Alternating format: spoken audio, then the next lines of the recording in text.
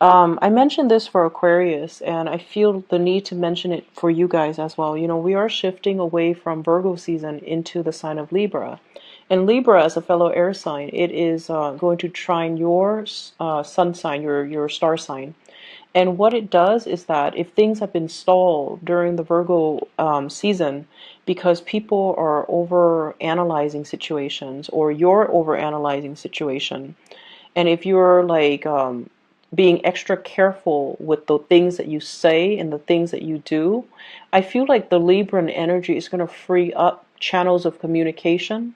It's going to allow you to attract a lot of attention.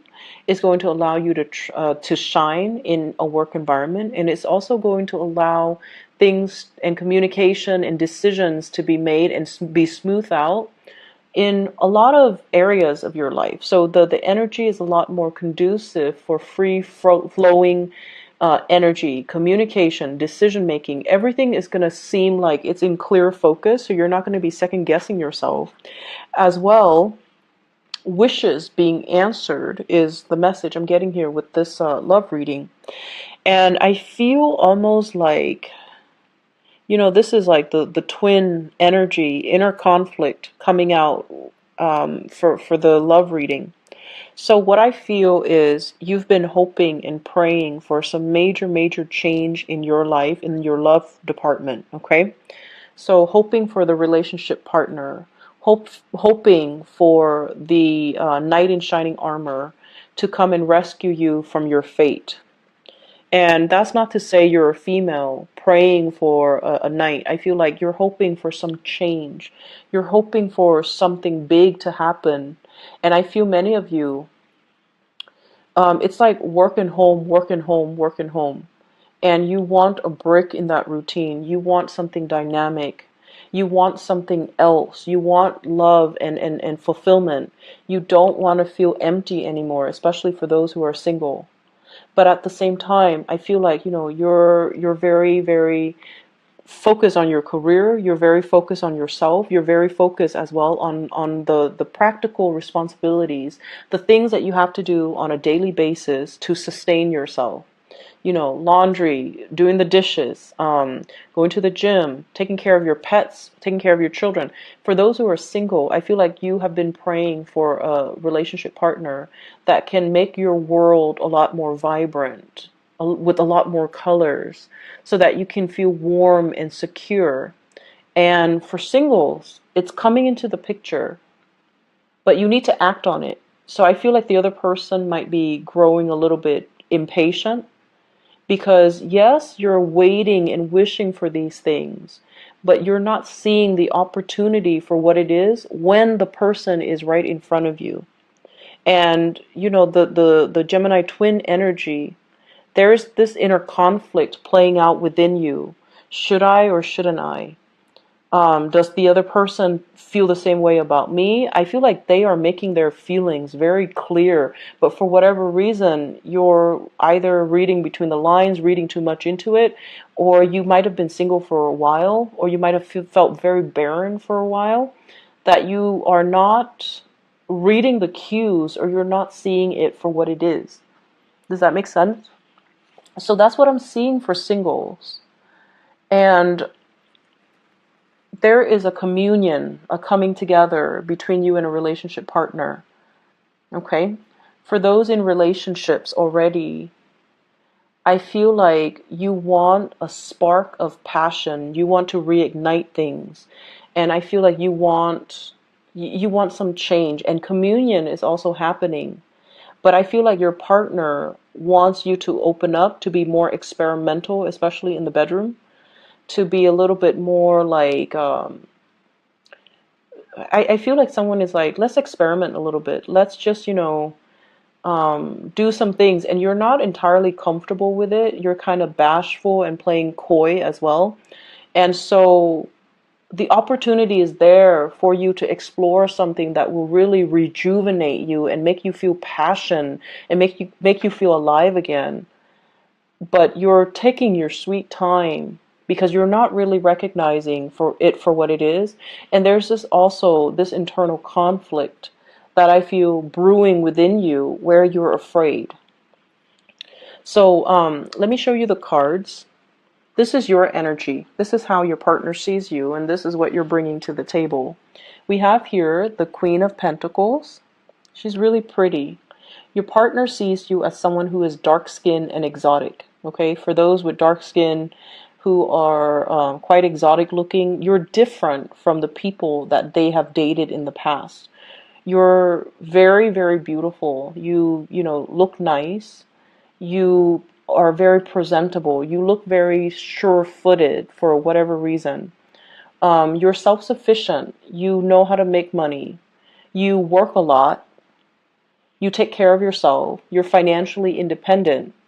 You have a lot of abundance, but you're very closed off emotionally.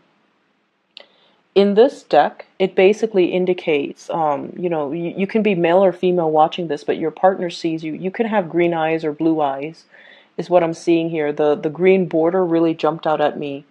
And, you know, you're just very, very exotic. You're not something that they're used to. And you might also have a lot of Taurian characteristics about you, because with this green, I feel like it's an earthy energy. Okay, it's someone who's very practical. It's someone who's very, very, very slow to act. The energy is very receptive. It's not somebody that acts. It's not somebody that makes a move. It's not something that makes their feelings known. And it's not somebody that, it's almost like it's work, work, work. And it's also, you look really attractive and presentable, and people are coming at you, but you're not really reciprocating. You're not really making yourself known, and you're definitely looking at somebody and flirting with somebody. And, you know, when they see you, I feel like, or when you see them, I feel almost like this damsel in distress type of energy, where you soften up, where you know, you ask them, can you help me do this? Can you help me do that? Your voice gets a little bit different. Your demeanor is different. So you definitely, for singles, you have somebody that you're eyeing, okay? This is the person that you're dealing with. And the message I'm getting from this card is forget me not. This is someone that is not easy to forget. They're very memorable. They have a very strong personality. They have a very strong impact in your life. So we have here the King of Swords, and this can be an air sign, an Aquarius, a Gemini, or like another Gemini that you're dealing with, or a Libra. Aquarius, Gemini, or Libra. This is somebody that is very, very focused on the head, the upper chakras, okay? He's got wings on his head, very mercurial. So you might be dealing with another Gemini or someone with strong Gemini traits. Very analytical, very concise with communication, someone who's very strategic. They plan things out in their lives, and they execute plans that they spend a lot of time, you know, on, okay? So I feel like they do things with a purpose. They do things with an agenda, and every action leads towards an objective. So in a way, they can be very intimidating. They get things done, their plans come to fruition, and everything they say, you see it manifest. So this is someone who's a doer. This is someone who's just not just there to talk, they're strategic. So whatever information they share with you, everything is shared very, very strategically. And I feel like with this person, their presence is really strong. I am seeing like someone who makes such a huge impact. And the blue flower, the forget-me-not, this is someone that is a really major player in your life. And you can't really shake the connection. You're really looking at them. And I feel like they intimidate you. They really intimidate you. And they look at you like they're very interested in you, but they would like to see some type of acknowledgement from your end. Do you like me or don't you like me? They seem to me to be like a little bit impatient, and they're going to make their feelings known. So for example, if I'm feeling almost like I'm feeling almost like they're losing their patience. It's taking so long. The connection is taking so long. And I also feel as well, you know, with the wings on his head, maybe the two of you are not really talking about the right things. Maybe the emotions and the connections is being suppressed because you're working a lot, because they've got a lot of plans, because this is somebody who's a doer. And if they don't see the same actions from your end because you're not really making any plans to connect with them, and yet the two of you, the attraction is really undeniable. I mean, they're clearly looking at each other. And this person is getting, look at his face. He's like, what's going on? And he's just like kind of grouchy looking, like impatient. And I feel like this is somebody who likes animals, who's very soft inside, but he's so upper chakra focused that he talks about things that might just be, very platonic. But there's definitely emotions here. There's definitely attraction. They find you very beautiful, and they find you possibly, it's almost like your beauty intimidates them, whereas their intelligence intimidates you. Like your beauty intimidates them, and their intelligence intimidates you. So if this sounds like somebody that you're dealing with, they might not even be an air sign, but I feel like their patience is wearing thin, okay? Mainly because they want to make that connection, but you're not really giving them any signals, like a green light. Green light, there we go. Green border, green light. You need to send them some type of a signal. The other person that you might be dealing with, or what you're hoping to come into the picture, because all of these cards are major arcana cards. We have here the Death card, wanting that change, feeling like you're Skeletor, okay? You're this person walking around kind of cold in an environment where you don't have skin, you don't have a heart, you don't have feelings. Feeling like you're just going through the motions in a very barren landscape. Feeling like you're just going to work and home. Not feeling inspired in your life, and wanting to find that spark of passion. Wanting to find some type of a reprieve. Wanting, a change. And I feel like you've been feeling this for some time. And you have a partner that's coming into your life that's going to bring all of that with the Judgment card. The Judgment card is contact, communication.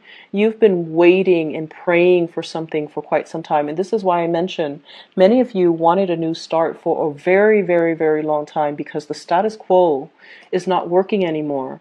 And I feel like, this little angel here is bringing about clothes and warmth and prosperity and the green and just like opportunities. So you're headed in this direction, which is communication, contact, breakthroughs, realization, epiphanies, awakening, revelation. So I feel like all of these words signifies a brand new start, and yet you're not making the start. Okay, you're apprehensive, and I feel like you expect the other person to make a move. And what's coming through as well is a communion. I'm using all these biblical terms, but I feel like, there's so much like angelic presence. The Temperance card, it's like the two people coming together. And it takes two people to step forward to one another to come to a mutual space of understanding.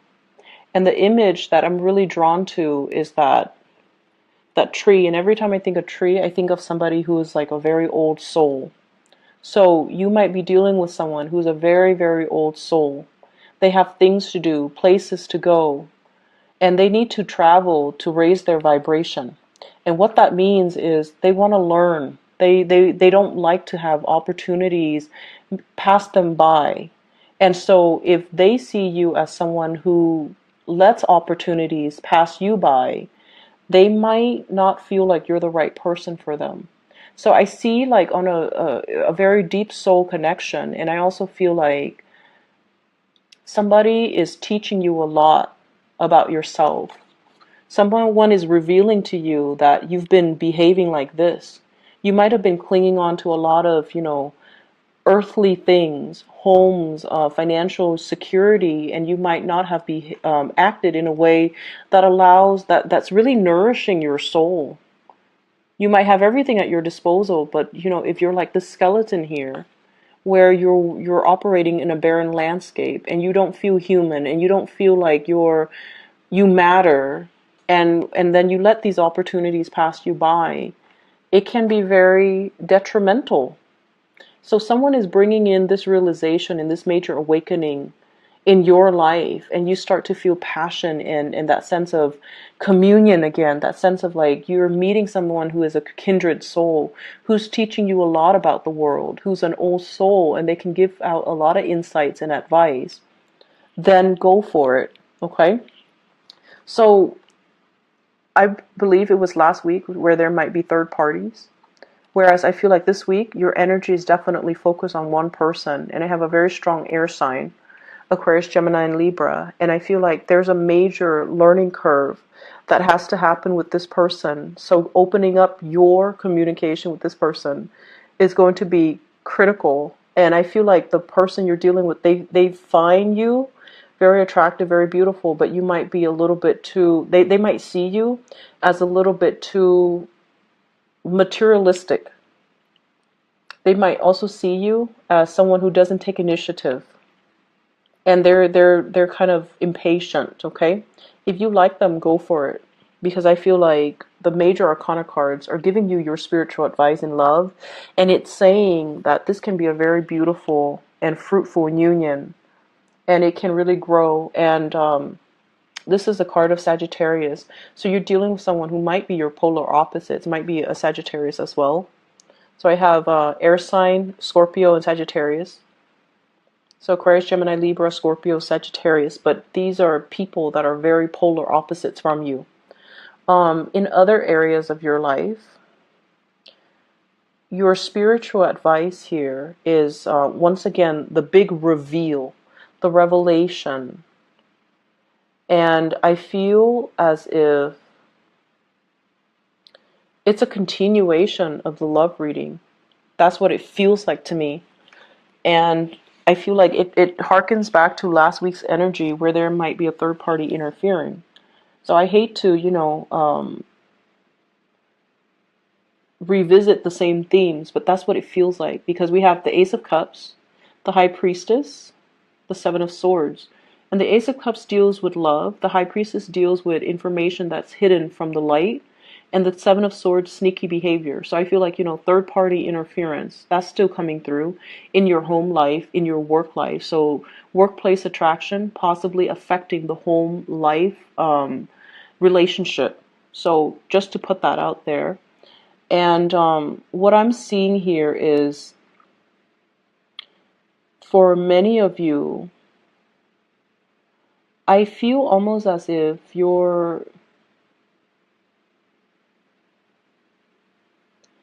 there is like a big revelation.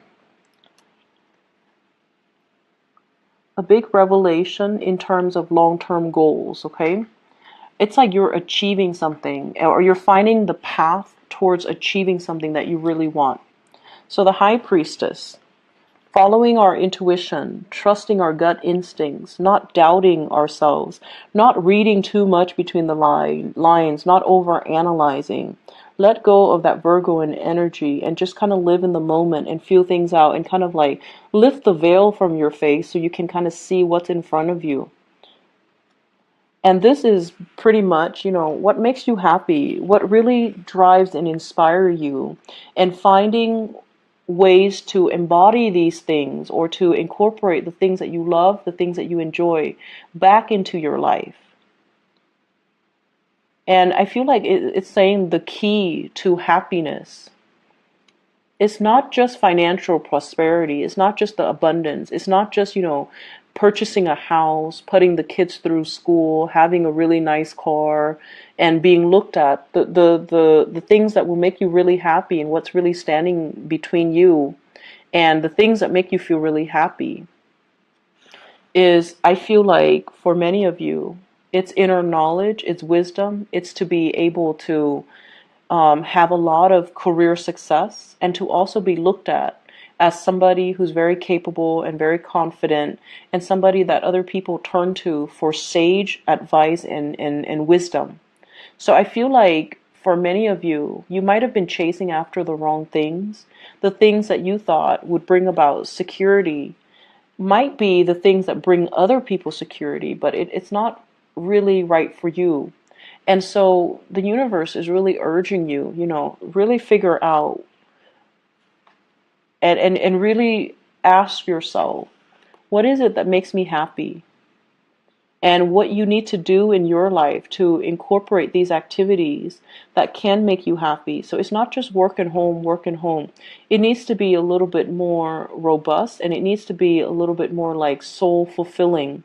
So I feel like many of you are getting to a point where you want something to nurture, or you want someone to nurture you, or you want something to spiritually and emotionally nurture you. And you're going to be able to come to that realization here if you are able to achieve this financial stability first, so that you're not constantly, worried about finances and expenditures, and then be able to focus on love and relationships. And I have as well the Six of Wands. This is like career success and accolades. Okay? This is pretty much getting ahead in life, having a wide following, getting a lot of recognition, and being able to lead the way, having people trust you enough and respect you so that they can follow your lead, and they can, come to you for advice and for consultation. And we also have as well the Seven of Swords as well as the Six of Wands. The sword energy can be a little bit problematic in that we step over other people in order to get ahead. Okay, so it's sort of like, I feel like for many of you in the work environment, figuring out, am I really happy here, or do I need to make a change? Am I really happy with the cutthroat environment, even though I'm making so much money at this job? Is the cutthroat environment worth it? Or should I find a more harmonious place to work? And I feel as well, it's sort of like somebody's stepping over somebody in order to achieve, in order to get ahead. And you're seeing it and you're not liking it.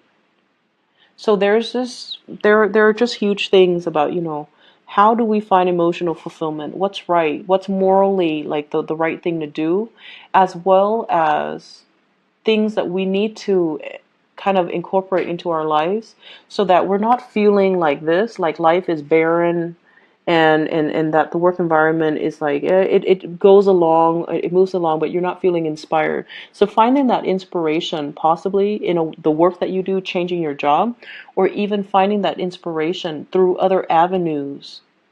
It's like you're expecting one area of your life to fulfill all of your emotional needs, and as a Gemini, that's nearly impossible. You need to have other things going on. You need to have friends. You need to have hobbies. You need to have family. You need to have, you need to be able to travel. You need to be able to take time away from work and, rejuvenate, go to a spa, get a massage, do like things that make you feel human and alive, and that you're worthy. Okay. So I feel like the need to get back to your creativity, that's also in line. Okay. So Geminis, I'm going to end the reading right here, and I hope the reading is helpful for you guys. I will be back next week.